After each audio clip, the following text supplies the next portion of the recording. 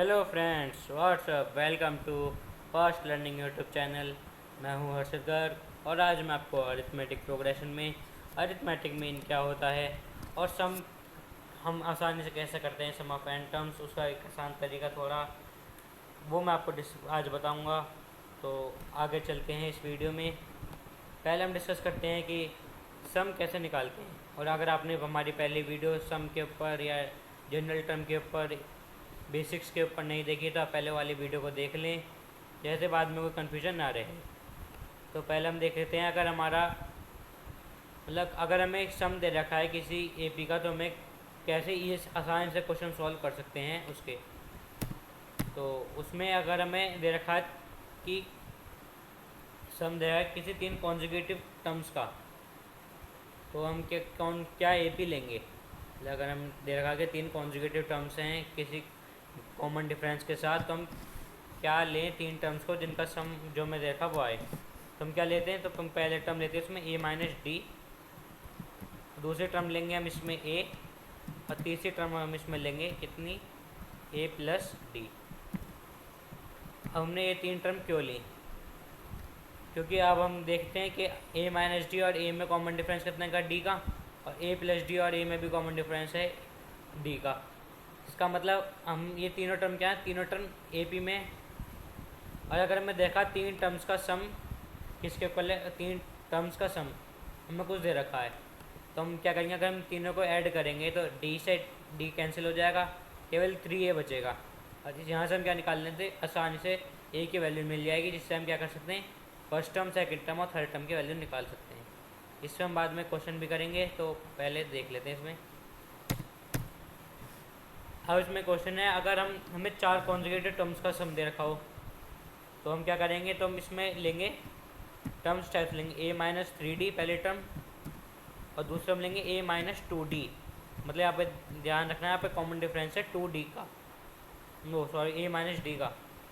तो यहाँ पे क्या हो गया, कॉमन डिफरेंस होगा 2d का। और फिर तीसरे टर्म लेंगे हम ए प्लस डी, और चौथी टर्म लेंगे हम ए प्लस 3d। तो यहाँ पे हमें जैसे देख भी सकते हैं, याद करने का तरीका, पहले हम माइनस करेंगे 3d, फिर माइनस में d हो गया, मतलब 3 में से 2 हटा देंगे, फिर 2 ऐड कर देंगे, फिर दो ऐड कर देंगे 2d। जैसे हम देखें सब में कॉमन डिफरेंस है 2d का है। अगर हमें चार कॉन्जुगेटेड टर्म्स का सम दे रखा है तो हम क्या कर सकते हैं, हम सीधे ये चार टर्म्स लें और इन सबको ऐड कर दें, तो उससे भी हमारा आंसर आसानी से आ सकता है। हमें सब बात का ध्यान रखनी है, हमें हमारी जो फर्स्ट टर्म होगी, फर्स्ट टर्म की वैल्यू ए नहीं, यहाँ पे फर्स्ट टर्म की वैल्यू होगी, यहाँ पे होगी ए माइनस डी, क्योंकि फर्स्ट टर्म को क्या लेने, ए माइनस डी ले रहे हैं इस वाली में, और इस वाली में ले रहे हैं ए माइनस 3d ले रहे हैं, तो यहाँ पे फर्स्ट टर्म होगी ए माइनस 3d। हमें देना सम ऑफ 5 कॉन्जुगेटिव नंबर्स। देखो यहाँ पे 3 है, 3 मतलब ऑड, 5 है ऑड, तो हम टर्म में कॉमन डिफरेंस लेंगे केवल डी का। तो हम यहाँ पे लिखेंगे क्या, ए माइनस 2d पहली टर्म, सेकेंड टर्म क्या होगी, सेकेंड टर्म होगी ए माइनस डी, और थर्ड टर्म होगी कितनी, ए, फोर्थ टर्म होगी हमारी ए प्लस डी, और इसी तरह हमारी फिफ्थ टर्म क्या हो जाएगी, ए प्लस 2d। ठीक है, हमें क्या याद रखना है, जब भी कॉमन डिफरेंस, जब भी हमें जो कॉन्जुगेट टर्म्स इवन दे रख ऑड दे रखी होंगी, पहले ऑड की बात कर लेते हैं, ऑड दे रखी होंगी तो कॉमन डिफरेंस लेंगे डी का, और जब हमें कॉन्जुगेटेड टर्म्स दे रखी होंगी इवन, तो हम कॉमन डिफरेंस लेंगे कितने का, 2d का। तो इस तरीके से यहाँ पे 6 हैं तो इवन हो गई, तो हम क्या लेंगे, a माइनस 5d, और फिर क्या होगा, a माइनस 3d लेते हैं, a माइनस 3d होगी इससे नेक्स्ट टर्म। फिर कौन सी टर्म आएगी, फिर आएगी टर्म a माइनस डी, फिर टर्म क्या आएगी, फिर आएगी a प्लस डी, और फिर क्या आएगी, फिर आएगी a प्लस 3d, 5 टर्म हो गई, और फिर लास्ट टर्म क्या होगी, a प्लस 5d। इस तरीके से हम क्या निकाल सकते हैं, अगर सम हमें दे रखा है किसने का, 6 कॉन्जुगेटिव टर्म्स का, मतलब 3 4 5 6, अगर ऐसी हमें बाद में क्या दे रखा, 7 दे रखा है, तो हम यहाँ पे ए माइनस 3d, ए माइनस डी हम इस टाइप से कर सकते हैं। तो हमें इसे इस तरीके को याद रखना है। हम तो एक पहले क्वेश्चन कर लेते हैं। मान लेते हैं कि हमें क्या दे रखा है, सम ऑफ 3 टर्म्स दे रखा है ए पी का 33। अब जैसे हमें फॉर्मूला पता है कि सम ऑफ 3 टर्म्स जब होता है तो हम कैसे लिखते हैं, सम ऑफ 3 टर्म्स को हम लिखते हैं कैसे, ए माइनस डी और ए फिर ए प्लस डी, तो क्या लिखेंगे, पहली टर्म क्या होगी, ए माइनस डी होगी, ए माइनस डी। और सेकंड टर्म क्या होगी, सेकंड टर्म होगी, पहले हम चलो लिख लेते हैं कि statement let the terms be, क्या क्या होंगी टर्म्स, ए माइनस डी होंगी, फिर ए होगी और क्या होगी एंड ए प्लस डी, ये वाली हमारी टर्म्स होगी। हम क्या करेंगे, मैं देखा sum of three terms of A P 33, तो हमने क्या करा, ए माइनस डी पहली टर्म प्लस ए प्लस क्या करेंगे ए प्लस डी, इसकी वैल्यू कितने की दे रखी है, हमें 33 दे रखी है, सम ऑफ थ्री टर्म्स दे रखा है, तो हमने तीन टर्म्स का सम कर लिया, तो ये आ गया। यहाँ से ऐड करेंगे, अगर डी से डी कैंसिल हो गया, सीधे आगे वैल्यू क्या है, 3a इज इक्वल टू 33, ये हो गया 3a इज इक्वल टू 33। यहाँ से a की वैल्यू क्या आ गई, a की वैल्यू यहाँ से आ गई हमारी 11, a की वैल्यू की हमारी 11, तो हमारी सेकंड टर्म, तो हमें क्या निकालना है, हमें पहले निकालते हैं फर्स्ट टर्म क्या होगी, लेकिन फर्स्ट टर्म के लिए यहाँ पे कॉमन डिफरेंस की वैल्यू पता नहीं।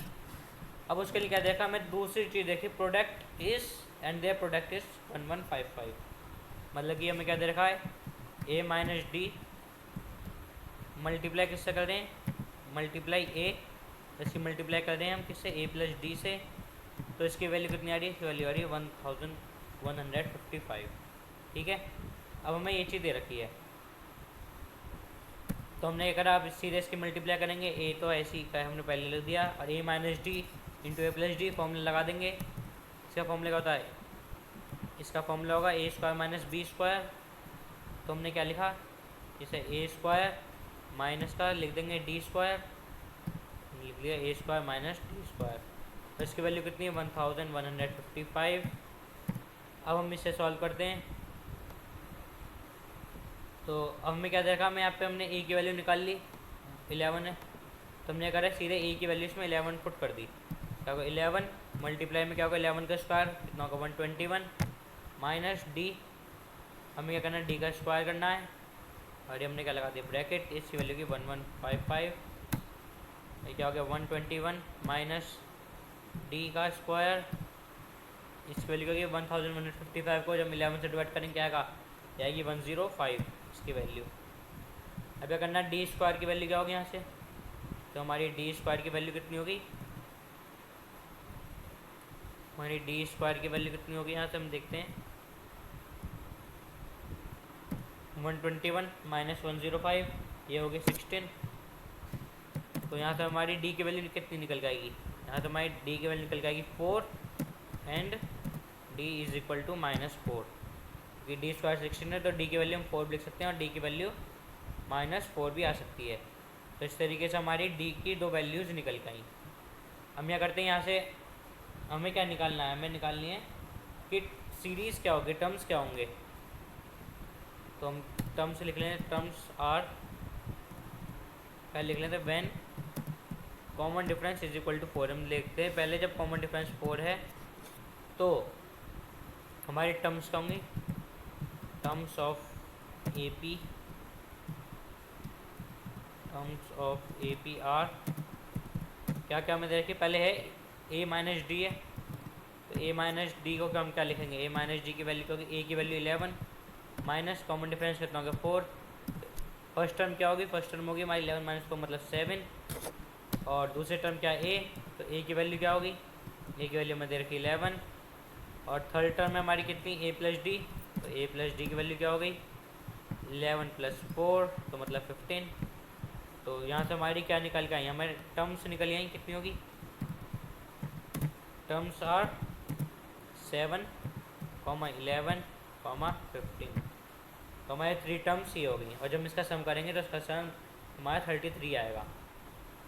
अब हम देखते हैं कि अगर हमारा कॉमन डिफरेंस की वैल्यू -4 है, मतलब व्हेन कॉमन डिफरेंस की वैल्यू क्या होगी -4, तो सिमिलरली टर्म्स क्या लिखेंगे,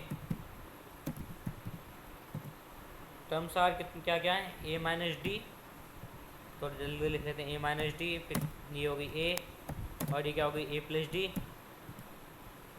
तो हम इसे क्या लिखेंगे, इसे लिखेंगे टर्म्स क्या होगी आर, ए माइनस डी की वैल्यू क्या होगी, यहाँ पे हो जाएगी 15, 11 माइनस -4 15, और ये क्या होगी 11, और ये कितनी हो गई, ये हो गई 7, सीधे हमारी टर्म्स ये निकल रही 15, 11 और 7। ठीक है, तो इस तरीके से हमने क्या निकाल ली कि टर्म्स क्या क्या होंगी, और इस तरीके से ही क्वेश्चन बनते हैं मेन इस टॉपिक पर। कॉन्जुगेटेड टर्म्स अगर मैं 3, 4, 5 इस टाइप से दे रखूँ।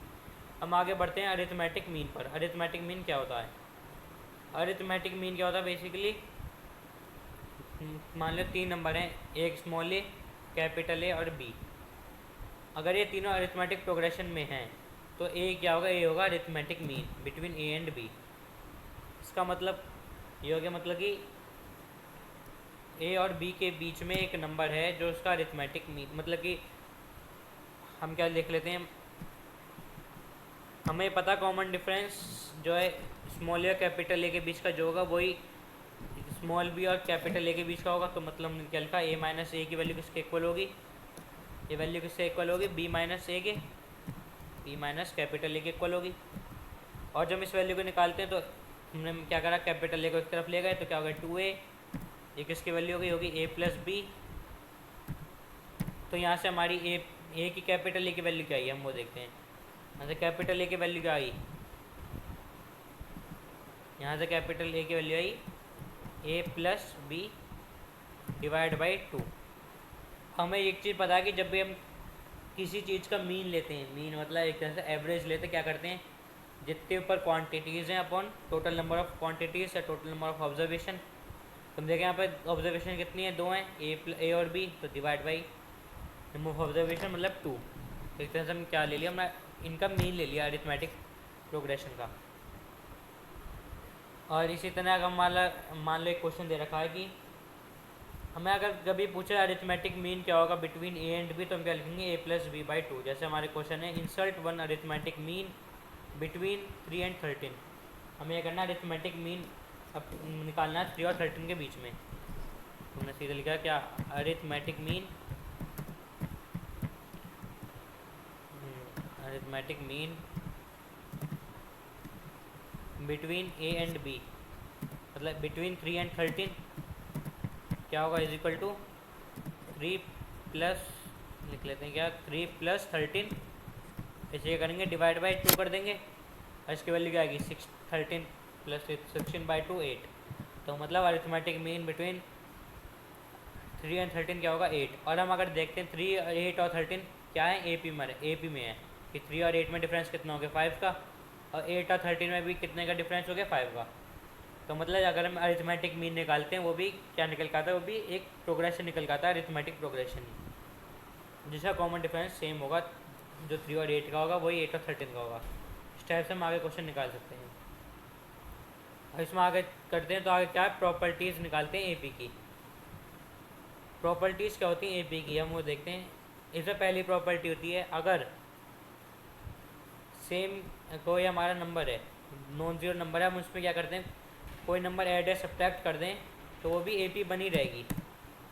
मान लेते हैं कि आपके पास कोई सीरीज़ हमने ले ली, क्या मान लो कि हमने कोई सीरीज़ ली 1, 2, 3, सादी एक सीरीज़ ले लेते हैं, 4, 5, हमने इस टाइप से कोई सीरीज़ ले ली। ठीक है, हम मान लेते हैं हमने कोई एक नंबर ऐड कर दिया, हमने नंबर ऐड करा, नंबर टू बी एडेड, हमने क्या कर लिख दिया, वो वैल्यू हमने ले ली 5 सपोज करा। तो सीरीज़ क्या बनी है हमारी 1 + 5, 2 + 5, 3 + 5, और ऐसी क्या होगा ये 4 + 5, और ऐसी हमारी सीरीज़ आगे चलती रहेगी। तो मैंने निकाला क्या आएगा, ये वैल्यू कितने आएगी 6, 7, 8, 9, 10, इस टाइप से हमारी सीरीज़ चलती रहेगी।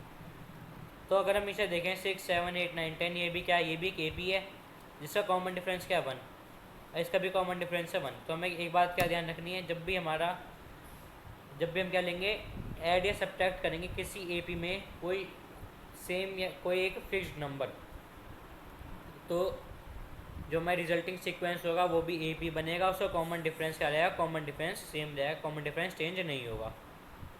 अब इसमें हम आगे बढ़ते हैं दूसरी प्रॉपर्टी की तरफ। दूसरी प्रॉपर्टी क्या है, अगर हम हर टर्म को मल्टीप्लाई करें या डिवाइड करें किसी नॉन ज़ीरो फिक्स्ड नंबर से, तो रिजल्टिंग सीक्वेंस भी एक AP रहेगा। ठीक है, मान लो हम वही एक तरह से ले लें 1,2, हम कुछ भी ले सकते हैं जैसा साइन समझ में आ जाए कैलकुलेशन, इसलिए मैं ये ले रहा हूँ। हमने मान लो ये ले ली, हमने ये लिए, हमने मान लो कि हमने मल्टीप्लाई करा किसी नंबर को, मल्टीप्लाई सीक्वेंस बाई 8, मान लेते हमने 8 ले लिया, 8 से हमने मल्टीप्लाई करा। तो अब हम क्या करेंगे, क्या होगा 1 की मल्टीप्लाई करेंगे किस साथ, 8 के साथ, कॉमा 2 की मल्टीप्लाई करेंगे 8 के साथ, ऐसी 3 की मल्टीप्लाई करेंगे किस साथ, 8 के साथ, ऐसे हमारा आगे सीरीज चलती रहेगी। तो वैल्यू निकालेंगे क्या आएगी 8, और दूसरी क्या आएगी 16, तीसरी क्या आएगी 24, ऐसी हमारी आगे सीरीज चलती रहेगी। तो हमें क्या देखना है यहाँ पे, जो हमारा कॉमन डिफरेंस, ये अगर हम इसे देखें जो हमारी रिजल्टिंग सीक्वेंस बना है, ये भी ए पी है क्योंकि इसमें कॉमन डिफरेंस कितने का है, कॉमन डिफरेंस 8 का आ रहा है, तो ये भी क्या होगी, ये भी ए पी होगी। और इसमें हमें एक चीज़ क्या याद रखनी है, इसमें जो कॉमन डिफरेंस होगा, जो हमारी डी होगा, वो क्या हो जाएगा, वो ट्वाइस हो जाएगा। मतलब हम कह लें अगर मान लो हमने इसे डी डैश कहा, तो मतलब नया कॉमन डिफरेंस, तो वो क्या हो जाएगा, जो हमने नंबर से मल्टीप्लाई करी, मान लो हमने यहाँ से 8 से मल्टीप्लाई करी, 8 टाइम्स द कॉमन डिफरेंस जो हमारी सीक्वेंस दे रखी है। तो हम यहाँ पे देख सकते हैं, यहाँ पे कॉमन डिफरेंस कितने का है, 1 का, इस वाली में 1 2 3 4 5 6 में, और यहाँ पे 8 6 24 में कॉमन डिफरेंस कितने का, 8 का। अगर हम देखें मतलब क्या दे रखा है यहाँ पे, हमारी स्मॉल डी की वैल्यू, यहाँ पे हमारी स्मॉल मतलब डी की वैल्यू में दे रखी है 1, तो यहाँ से हमारी डी डैश की वैल्यू, और यहाँ पे कितनी डी डैश की वैल्यू कितनी होगी 8। तो इस तरीके से क्या ये हमारी प्रॉपर्टीज़ हैं एपी की। तो ये वाली प्रॉपर्टीज़ क्वेश्चंसों में काम आ जाती हैं, कभी भी क्वेश्चंस में फंसा देती हैं। तो इस तरीके से क्या होगा, इस तरीके से ये प्रॉपर्टीज़ हैं और सम कैसे निकलते हमने आज डिस्कस करा। इससे मैं कोई स्पेसिफिक एग्जांपल ले रहा हूँ क्योंकि ये किसी में कभी भी आ सकता है, मतलब कुछ भी केस बन के आ सकता है, तो ईजी है, आप खुद कर सकते हैं। तो इसी के साथ हमारी आज की वीडियो एंड हुई। अगर आपको हमारी वीडियो पसंद आए इसे लाइक करें, शेयर करें अपने सभी दोस्तों के साथ, जो जैसे कि वो बेनिफिट हो। सब्सक्राइब करें हमारे चैनल को, नोटिफिकेशन बेल को प्रेस करें।